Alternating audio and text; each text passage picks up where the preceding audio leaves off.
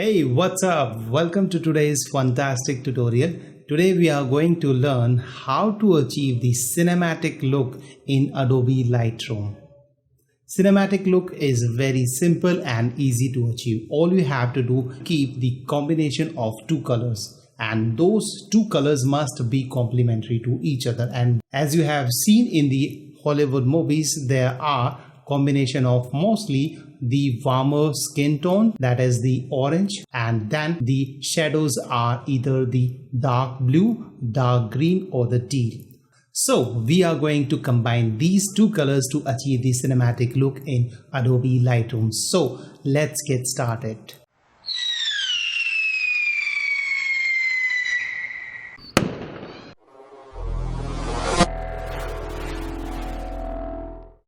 This is the image which we are going to take today. So I'll walk you through step by step how you can achieve the cinematic look. And before we go any further, let me tell you what is cinematic look. Cinematic look is you see in the cinemas, okay, where you have some color graded images or the footages. And in that case, we have two colors which complement each other. So most of the time we have the richer, warmer tone, and we have dark green or dark blue or a teal color in these shadows. So we have highlights which are warm and the shadows which are dark blue or teal color or dark green color. So this is a cinematic look. So we are going to achieve that right now in the Lightroom. So first of all, go to the develop module. So we have all the editing options available over here, and now first of all, we'll make some basic editing to this image. So first of all, I'm going to crop it. I want to remove this part. So I will come over here and select this crop tool, or you can simply press R on your keyboard to have the access to crop tool. But if you are using the Photoshop, then we have the shortcut called C. Okay. And here we have the shortcut R for the Lightroom and for crop tool. So I'm going to crop it something like this and crop from the top as well, and let's enter. All right, so this is the image, and now we will come over here and first of all we'll go for the auto. And since this is a raw image, most of the time it makes all the adjustment and gives you the perfect result. All right, and now as you can see, I need to increase the exposure a little bit because I want a little bit more light on the face. All right, and let's increase the contrast so that we get some more dynamic range in the shadow areas, and let's bring down the highlight a little bit and increase the shadows a little bit so that we get some more dynamic range in the shadow area. And we can affect the white as well, but I'm not going to touch that. And then come down over here and increase the clarity and increase the saturation a little bit and vibrance. Okay, and let me tell you that vibrance affects only the blue color, whereas saturation affects the warmer tone within the image. All right, and now let's come down and come to the details panel, which is over here. Let me show you. This is the detail panel, and over here we have the option to sharpen this image and noise reduction. So first of all, I'm going to increase the sharpening a little bit, and by pressing Alt or Option, I'll click and drag it up so that we see this kind of a mask. And I want this white color, the sharpening, to be applied only on the edges. So I'll take the masking up to the 92 and let's increase the luminance a little bit. So if there would be any grain or noise, that would be gone from the image. And let's come down on the lens correction and make sure you check this enable profile correction. And if you are using the JPEG image, or if you have showed this image in JPEG format, then this would not be available. And let's check the remove chromatic aberration as well. And if there would be any chromatic aberration is some kind of a purple or green fringe on the edges of the image. All right, and now let's come over here on the split toning, where the magic happens, where we'll give it a cinematic look. So once you have done all your basic editing, then you can start color grading this image to give it a cinematic look. All right, so where we have, as you can see here, we have two options. One is for highlight and one for the shadows, and we have the options to adjust the hue of the color and the saturation, and this one affects the balance, whether we want the more shadows or more highlights. All right, so this affects that color. So let me zoom out and make the adjustment. First of all, I'll increase the saturation a little bit, and we'll get this kind of a result, due to reason being that this color is over here selected, this one. All right, so this color has been reflected on the highlights. All right, so I need to click on this, and this is going to open up this color picker dialog, and I can now choose the right amount of color.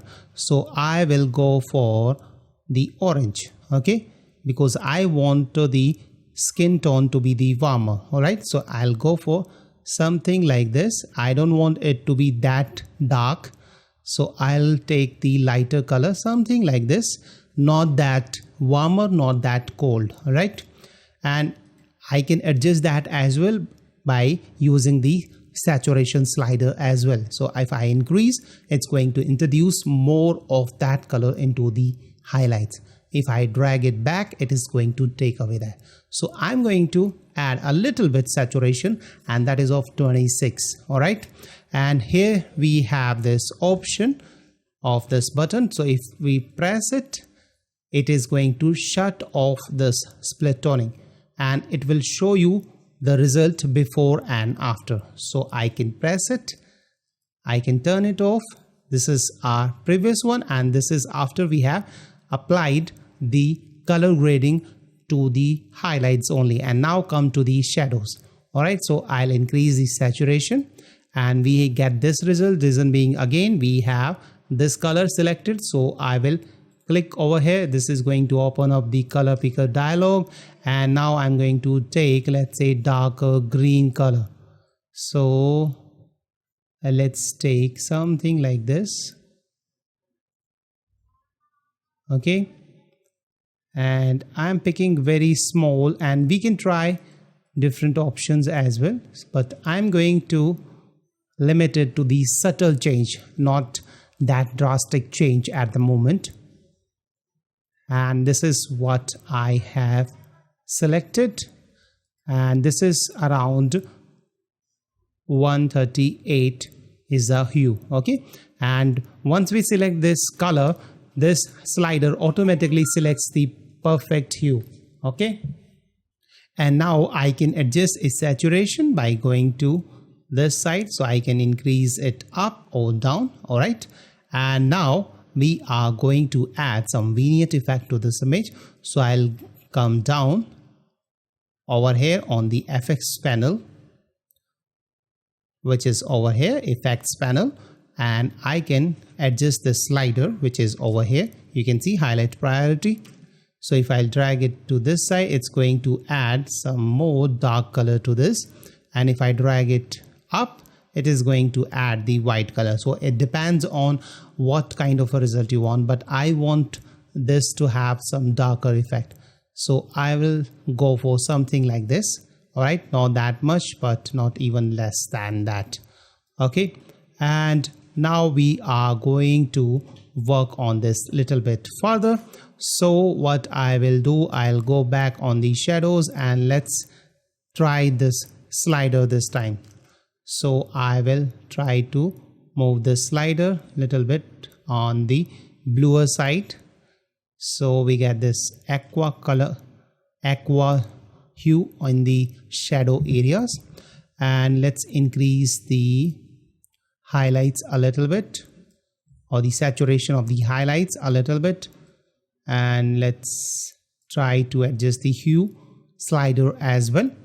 And now let's come over here on this adjustment brush. So we'll select this adjustment brush, and we'll come over here on the bottom and make sure you select the auto mask option, okay. And now we'll start painting on the face so that we can selectively target the face. So wherever there is a plus sign, you must paint with that only. Okay, and now we can adjust its temperature. So here we have all the options for the selective targeting. You can see this circle, so we are targeting this spot. If we click over here, you can see this is the target, and now we can increase its temperature, so something like this, and we can introduce red if we want, so that we get some good warmer skin tone. All right, and you can adjust and play with these settings. Try to introduce the blue, but green, but that doesn't look good, so I will increase it something like this. And if you want, you can increase the exposure a little bit. So it all depends on you what kind of result you want. All right, and now let's come over here and select the gradient or graduated filter. In Photoshop we call it gradient filter. Here we have the graduated filter. All right, so you can have the access to it by pressing M on your keyboard, or you can simply come over here and select this rectangle, and now we can click and drag it inside to create one graduated filter or gradient. And now drop down the saturation or exposure a little bit, increase the contrast, or if you want you can lower down that contrast as well. And now click here and drag it over here, so create one more from this side. Okay, and now we have got this result. And now let's come down on one HSL or grayscale panel, which is over here. So we'll go for the luminance value, and over here we'll select the green color, or we can pick this tool and we'll pick it and we'll make the selection of this color. All right, and that way it is going to make a selection of this color. So either we can adjust it from the HSL panel by coming over here, or we can simply click and drag it down. So if we'll drag it down, it is going to make this color darker, and if we click and drag it up, it is going to make it lighter. All right, so I want to make it darker, so I am going to bring it down and come to the hue panel as well, and if we'll click and drag, so we can change its hue as well with the help of this. Okay, and similarly with the saturation as well, we'll take this tool and click, and we can add more saturation or less saturation in the green color. So this is what we can achieve with the help of the Lightroom, and this is how we can give the cinematic look to our photo. So if I'll just show you full screen, this is the final result we have got. And if you want, you can give the blue color to the shadows as well. So you can click and drag the sliders towards the blue, and you will get this kind of a result. All right, so it all depends what kind of a result you want and what you want to achieve. So this is how we can easily achieve the cinematic look in Adobe Photoshop. So let me show you before and after. So this is the before starting image, and this is after. Though we can do a lot more in this image, like we can sharpen the eyes, we can sharpen the overall image as well, we can adjust the lighting, and so many things we can do, but this is just for achieving the cinematic look in Adobe Lightroom. So thank you so much. I hope you have learned something useful from this tutorial, and if you like today's episode, please don't forget to hit the like button, and please do subscribe to my channel for more videos. And subscribing is absolutely free. All you have to do, just click the big red button below this video, and do click the bell icon as well, and that way you will be notified whenever I publish a new video and you will not miss the learning. And if you want to support this channel, you can buy my pro tutorials with huge discount, and there is a link to that in the description section below. And do let me know what you think about today's episode in the comment section below. So thank you so much. Bye bye. See you in the next episode. Unleash the creative in you.